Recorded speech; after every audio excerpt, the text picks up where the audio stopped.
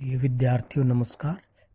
आज हम पढ़ेंगे वैदिक धर्म के मुख्य पक्ष, प्रकृति की विभिन्न शक्तियों की देवताओं के रूप में परिकल्पना और उनके माध्यम से भौतिक इच्छाओं की पूर्ति का प्रयास वैदिक धर्म का मुख्य पक्ष है।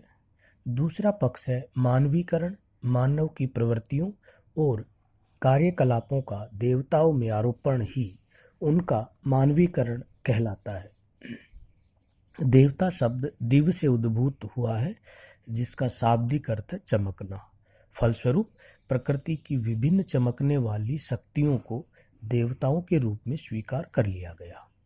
ऋग्वेद में उल्लेखित विभिन्न देवताओं की 3 श्रेणियां बताई गई हैं।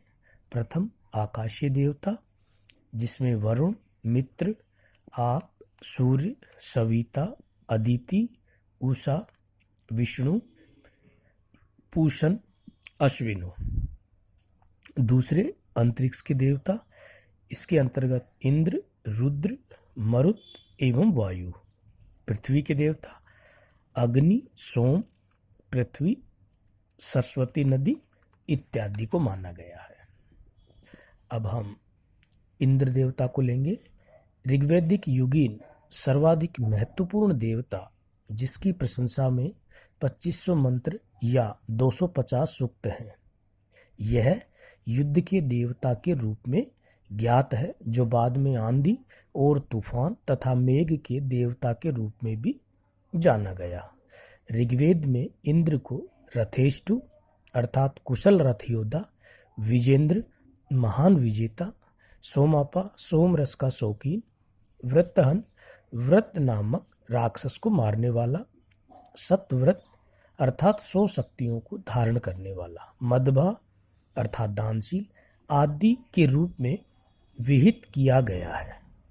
वज्र इसका प्रमुख अस्त्र था, जिसकी सहायता से उसने विभिन्न पुरों और दानवों को नष्ट कर दिया था। वत्र नामक राक्षस अकाल और दुर्भिक्ष से संबंधित था, जिसने अपने आप को बंधन में रख लिया था और सप्त सिंधु नदियों की धाराएं अवरुद्ध हो गई थी।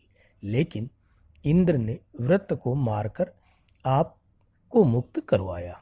साथ ही संभर और अर्बुद जैसे दैत्यों को भी इसके द्वारा रौंदने का उल्लेख ऋग्वेद में हुआ है।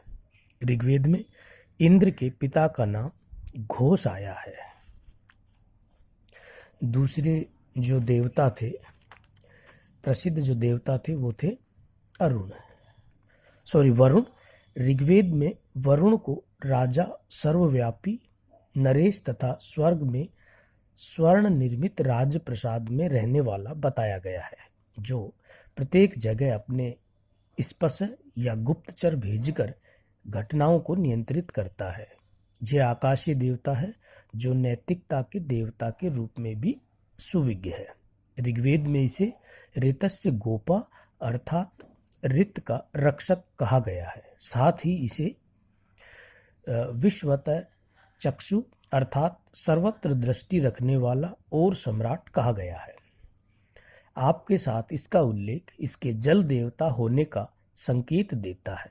यही ईरान में अहुर मजदा और यूनान में ओरनेज के रूप में प्रतिष्ठित हुआ। धन्यवाद।